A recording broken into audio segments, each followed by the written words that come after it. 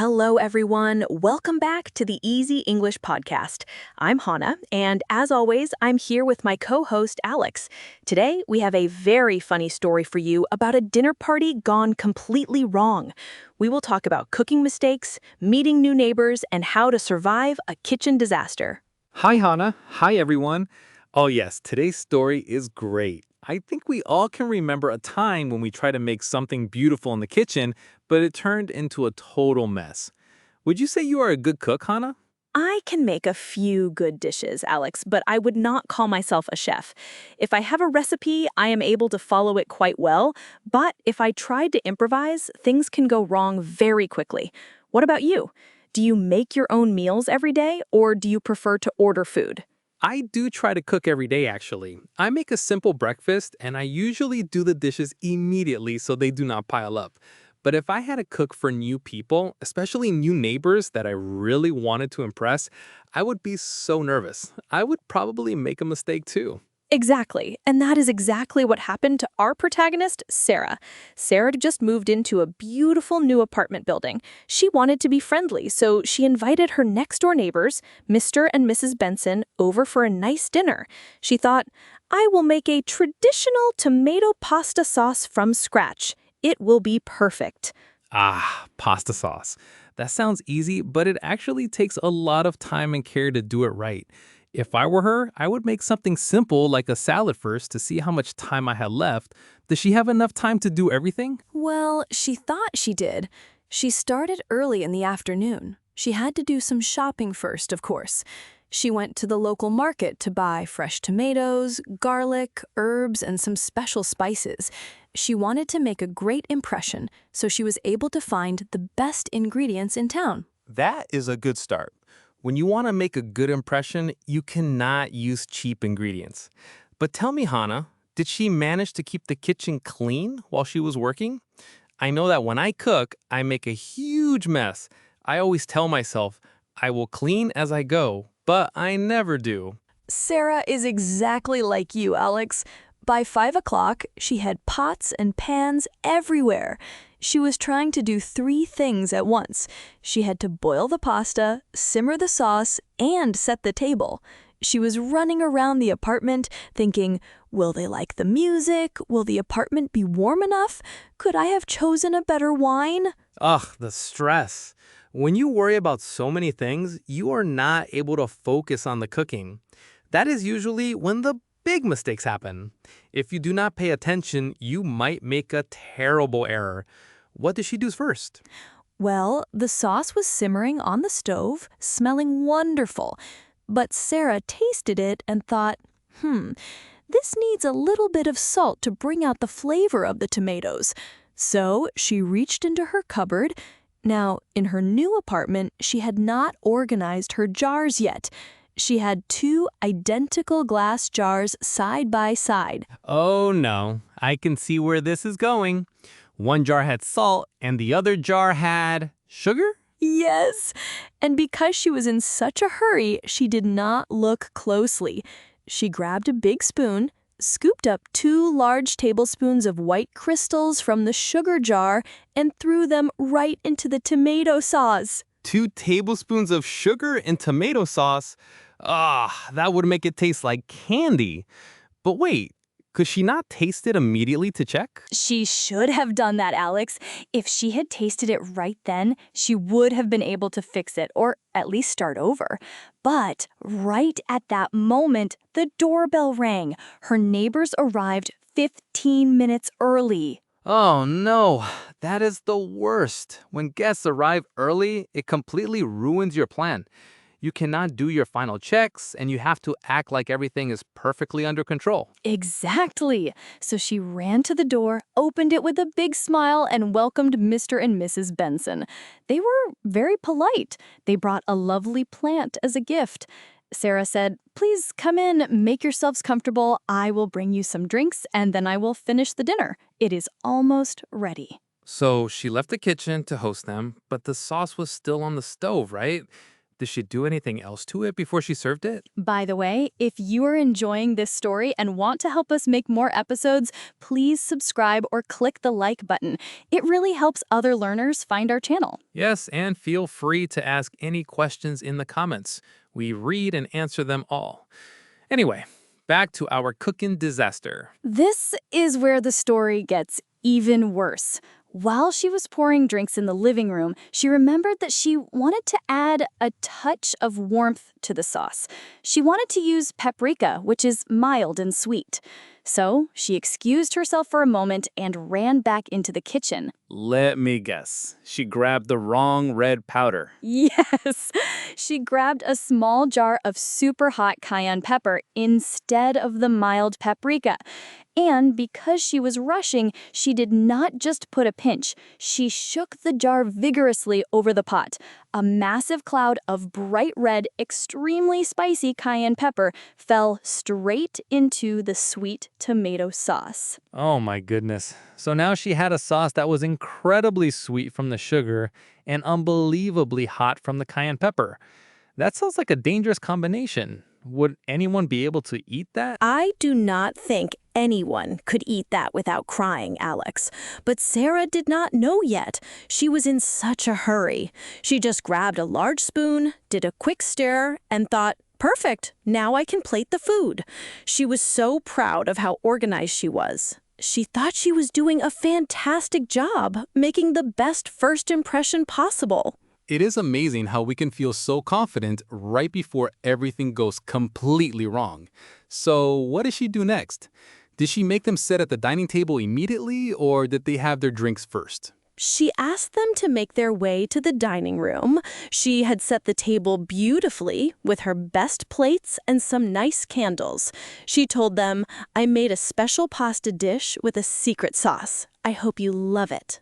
Mr. Benson smiled and said he would try anything once. He looked very hungry. Oh, poor Mr. Benson. He had no idea what he was walking into. Did Sarah serve the plates in the kitchen, or does she bring the food to the table in big serving bowls? She decided to plate everything in the kitchen so it would look elegant. She carefully placed a mountain of pasta on each plate. Then she took a big ladle and poured the sweet, fiery, hot red sauce right over the top. She even added a leaf of fresh basil on each plate to make it look pretty. She thought, yes, I can do this. I am a great cook. I can picture her doing that. She must have felt so happy. But wait, did she not taste the sauce even once? If I were cooking for new guests, I would always taste the food before serving it. I cannot just serve a meal blindly. You would think so, right? But she was so worried about the time. She believed that tasting it would make her lose another minute, and she did not want her guests to wait. So she just picked up the plates and carried them into the dining room. She placed a plate in front of Mrs. Benson, then Mr. Benson, and finally herself. She sat down, smiled, and said, Bon appetit. This is the moment of truth. I am actually getting nervous just thinking about it. Who took the first bite? Mr. Benson was the first one to pick up his fork. He was a very polite, traditional man. He twirled a large amount of pasta around his fork, coated it heavily in the red sauce, and put the whole thing into his mouth. Sarah watched him closely, waiting for the compliments. She thought he would say how delicious and savory it was. And what was his reaction? Did his face turn red immediately? It was like a movie, Alex. First, he chewed for a second. His face looked very confused. You could see his brain trying to understand the flavor. He was probably thinking, why is this tomato pasta tasting like a birthday cake? But then, a split second later, the cayenne pepper kicked in. Oh, the heat. It must have been like an explosion in his mouth. Exactly. His eyes suddenly went wide, twice their normal size. His face turned a deep, bright red, almost matching the color of the tomato sauce. He stopped chewing. He could not swallow, and he could not speak. He just sat there, completely frozen, with tears starting to stream down his cheeks. Oh no, that sounds terrible. What did Mrs. Benson do? Did she notice that her husband was in pain, or was she about to take a bite too? Mrs. Benson had just lifted her fork to her mouth when she looked at her husband. She dropped her fork onto the plate with a loud clatter. She cried out, "Arthur, are you all right? What is wrong?" But Mr. Benson could only make a small, squeaking sound. He pointed frantically at his throat. He was literally burning from the inside. He needed water immediately. Did Sarah realize what she had done, or was she still confused? At first, Sarah was completely shocked. She thought, did he have an allergic reaction? What could do this to him? But then she looked at the plate, and she looked at his face. She quickly stood up, ran to the sideboard, and grabbed the pitcher of ice water. She poured a glass as fast as she could and handed it to him. She said, "Here, drink this. Please, drink." But as we know, water does not always help when you eat super spicy food. It can actually spread the heat around your mouth. Would milk have been better? Yes, milk would definitely be able to cool down that kind of heat much better than water. But water was all she had on the table. Mr. Benson drank the entire glass in one single gulp. He gasped for air, his chest heaving. He looked like he had just run a marathon. He managed to say, "Water, more water, please." What an absolute nightmare for a dinner party. And Sarah must have been mortified. Did she try the food herself to see what went wrong? Exactly. She was so confused because she thought she did everything right. She looked at her own plate, picked up a small piece of the chicken, and popped it into her mouth. She thought, I will just taste a tiny bit. But the moment her tongue touched the sauce, her eyes went wide. She told me she could literally feel the heat exploding in her mouth. She wanted to spit it out, but she had to show some self-control in front of her guests. Oh no, she had to swallow it. That would require some serious courage. I would probably make a terrible face and run to the bathroom immediately. Did she manage to keep her cool? She tried her best, but she started coughing instantly. Her face turned almost as red as Mr. Benson's face. She gasped and said, "Oh my goodness, I am so sorry. I do not know what happened.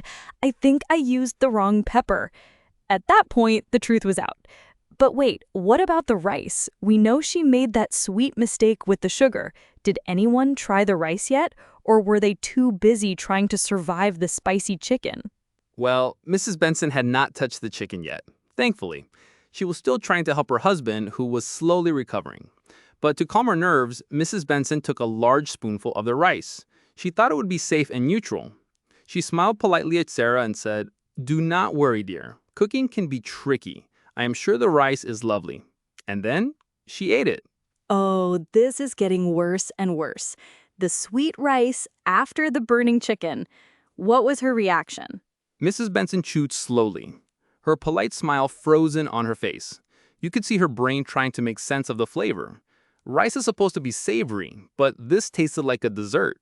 She looked down at her plate, then at Sarah, and whispered, "Is this coconut dessert rice? Or did you make a pudding?" Oh, that is hilarious. Did you make a pudding? That is such a polite way to say, this rice tastes incredibly weird. I love how Mrs. Benson tried to find a nice explanation for it. She really did try, but Sarah was completely defeated. She took a spoon of the rice herself, tasted it, and realized the final, terrible truth. She looked at the two bags on her kitchen counter, the sugar bag and the salt bag. They looked exactly the same. She sighed and said, "I put sugar in the rice, and I put the ghost pepper powder in the chicken. I ruined the whole dinner." That is the ultimate kitchen disaster. You want to make a great first impression, you want to show that you can cook a wonderful meal, and instead you serve sweet rice and fire chicken. If I were Sarah, I would feel like crying. Did she cry? She was very close to tears, actually. She stood there in her beautiful dining room, looking at her ruined food, thinking about all the hours she spent preparing everything. She thought her new neighbors would hate her or think she was crazy. She was able to hold back her tears, but her voice was shaking when she apologized again. But you know, sometimes these terrible moments can actually bring people closer together. If the Bensons are nice, they would understand.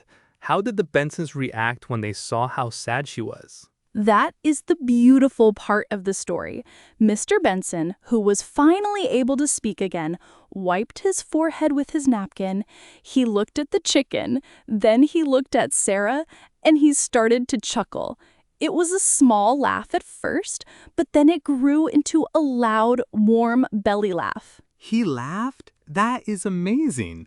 I guess once you survive the fire, you can find the humor in it. What did he say? He said, "Well, Sarah, I wanted to experience something exciting tonight, and you certainly made that happen. I do not think I have ever felt so awake in my entire life." His wife looked at him, then she looked at Sarah, and she started laughing too. That is so sweet. They chose to laugh instead of being angry or awkward. That would make Sarah feel so much better, I am sure. But they were still hungry. What did they do about dinner? They could not eat that spicy chicken or the sweet rice. Exactly. They could not eat a single bite of it. So Mr. Benson stood up and said, "I have an idea. We cannot eat this fire, but I know a wonderful local pizza place just down the street. They make a great garlic pizza. If we order now, we will be able to eat in 20 minutes. My treat." What a perfect solution! Pizza always saves the day. And it is much easier to make than a fancy chicken dish. Did Sarah agree to it? She was incredibly relieved. She said, "I would love that, and I promise I will not put any sugar on the pizza." They all laughed, and Mr. Benson called the pizza place right away. That is a wonderful ending to a very stressful situation. It shows that you do not have to do everything perfectly to make friends. Sometimes making a huge mistake and laughing about it together can build a much stronger bond than a perfect, boring dinner. I completely agree, Alex. In fact, that is exactly what happened. While they were waiting for the delivery guy to arrive, Sarah cleaned up the kitchen. She made sure to put the salt and the sugar in completely different cupboards. She said to herself, "I will never make that mistake again. From now on, I will store them far apart so I am able to find the right one instantly." That is a very smart move. I think I would do the same thing if I were in her shoes. Imagine reaching for the salt to put on your morning eggs and accidentally using sugar instead. That would ruin your breakfast. Or worse, putting salt in your morning coffee because you did not look at the label. Oh, that would be terrible. Oh, salt in coffee is the absolute worst. My brother actually did that once. He was so tired in the morning that he could not see straight. He took a huge sip and immediately spit it out all over the table. He had to do a lot of cleaning up after that. Exactly. When you make a big mess, you have to do the cleaning. But back to Sarah. Did the pizza arrive quickly? I know how hungry they must have been after all that excitement. It did. It arrived in 15 minutes. They set the table again, but this time they did not use the fancy plates. They just kept it simple. They sat on the floor in the living room because the dining table was still a bit messy. They opened the pizza boxes, and the smell of fresh garlic and warm cheese filled the room. Sarah said it was the best pizza she had ever tasted. That sounds absolutely wonderful. Sometimes a casual dinner on the floor with good company is much better than a formal dinner at a table. You are able to relax more, you can laugh louder, and you don't have to worry about which fork to use. So true. The Bensons told her all about the neighborhood. They told her which grocery store has the freshest vegetables, where she could go for a nice weekend walk, and which local cafe makes the best coffee. They even offered to help her paint her spare room next weekend if she needed any help. Wow, they sound like the dream neighbors.